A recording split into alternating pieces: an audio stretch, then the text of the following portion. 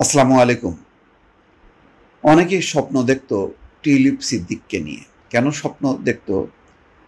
আফসোসও করত যে তারা মনে করত যদি টিউলিপ সিদ্দিক ব্রিটিশ এমপি না হয়ে বা ব্রিটিশ রাজনীতিক না হয়ে তিনি যদি বাংলাদেশে রাজনীতি করতেন তাহলে বাংলাদেশের রাজনীতির আদলটা একদম পাল্টে যেত এবং আওয়ামী লীগের যেই উত্তরসূরিদের মধ্যে একজন যোগ্য উত্তরসূরি হতেন। যেভাবে তিনি সফল হয়েছেন ব্রিটিশ রাজনীতিতে, তেমনি বাংলাদেশে তিনি সফল হতেন এবং উত্তরাধিকার কে হবে আওয়ামী লীগের পরবর্তী, সেটা তো শেখ বংশেরই।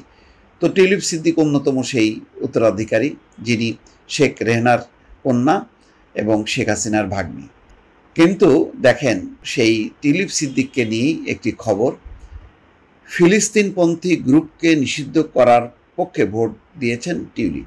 সম্প্রতি ব্রিটিশ পার্লামেন্টে ফিলিস্তিনপন্থী যেই একটা গ্রুপ, প্যালেস্টাইন অ্যাকশন, তারা একদম গণতান্ত্রিকভাবে রাজনীতি করছে, শান্তিপূর্ণ কর্মসূচি করছে এবং প্রতিবাদ করছে যে গাজায় যে এই ধরনের হত্যাযজ্ঞ তার প্রতিবাদে। সেই সংগঠনকে সন্ত্রাসী সংগঠনের তালিকাভুক্ত করে অনেকটা আইএস বা এই ধরনের জঙ্গি সংগঠনের রূপ দিয়ে তাদেরকে নিষিদ্ধ করেছে। তার পক্ষে ভোট দিয়েছেন টিউলিপ সিদ্দিক। অথচ অনেক মুসলিম এমপি ভোটদানে হয় তারা বিরত ছিলেন অথবা বিপক্ষে ভোট দিয়েছেন। কিন্তু টিউলিপ সিদ্দিক ব্রিটিশদের মতনই, ব্রিটিশ রক্ষণশীলদের মতনই তিনি কিন্তু ভোট দিয়েছেন। তাহলে দেখেন, বাংলাদেশের রাজনীতিতে আপনারা বলতে পারেন যে সরকার প্রতিহিংসার চর্চা করছে, এই জন্য তার বিরুদ্ধে নানা রকম দুর্নীতি, অর্থ পাচারের মামলা দিয়ে তাকে হয়রানি করার চেষ্টা করছে, যেহেতু শেখ রেহনার কন্যা তিনি, সেই কারণে। কিন্তু এটা বাদ দিলেও ব্রিটিশ রাজনীতিতে টিউলিপ সিদ্দিক কি বাংলাদেশের সাধারণ মানুষের সমর্থন পাচ্ছেন? যে একজন বাংলাদেশি বংশোদ্ভূত টিউলিপ সিদ্দিক সেখানে যে বাংলাদেশের সংখ্যাগরিষ্ঠ মুসলমানদের পক্ষে অবস্থান নিয়েছেন না, এমনকি মানবাধিকারের পক্ষেও তিনি অবস্থান নেননি। কারণ যেই যুক্তিতে তাদেরকে নিষিদ্ধ করা হয়েছে সেই যুক্তির পক্ষে ব্রিটেনেই দ্বিমত আছে। কেননা তারা কোনো অস্ত্র হাতে কোনো কর্মসূচি করছে না, তারা প্রচার চালাচ্ছে যাতে গাজায় গণহত্যা বন্ধ হয়। যুক্তরাজ্যের পার্লামেন্টে প্রো প্যালেস্টাইন কর্মসূচির সংগঠন প্যালেস্টাইন অ্যাকশনকে সন্ত্রাসী সংগঠন হিসেবে আখ্যায়িত করে নিষিদ্ধ করার প্রস্তাবে ভোট দিয়েছেন ব্রিটিশ এমপি টিউলিপ সিদ্দিক। বুধবার এই ভোটে 385 জন এমপি প্রস্তাবের পক্ষে এবং 26 জন বিপক্ষে ভোট দিয়েছেন।